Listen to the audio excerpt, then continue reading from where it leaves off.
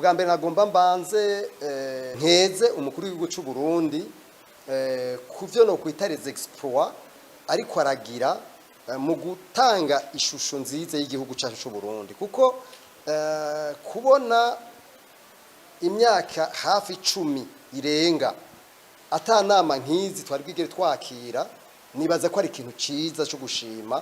Inyungu rero ni nyinshi. Ubwa mbere inyungu ni iteka, iyo ni inyungu ni iteka, ico ni cyambere. Kigira kabiri batuzanira amadolari, bazoduha amadolari n'amayero kuko ivyo navyo murabona ko tubikeneye mu kino gihugu.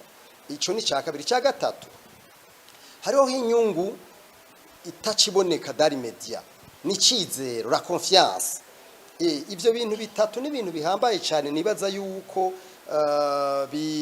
twese twoshimgikirako kugira ngo ibintu bishobore kubandanya bitera imbere. Ibintu by'intwari bereye n'urugamba igihambaye gusa nuko tuba dufise iyo turiko turaja dufise intumbero imbono.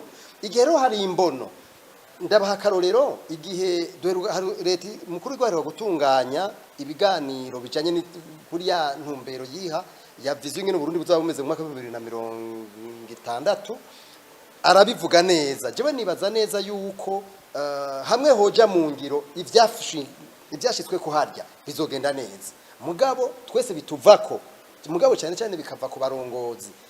Iyi nama rero itunganijwe biri mu iyo ntumbero nyene kandi nemeza neza yuko twese dushize nguvu hamwe birashoboka. Mugabo kandi ko tubona ko hariho ama initiative meza reka tuyashigikire kandi tuyakompanye hanyuma itameze neza navyo tubandanye duterera kugira ngo igihugu gishobore kubakwa.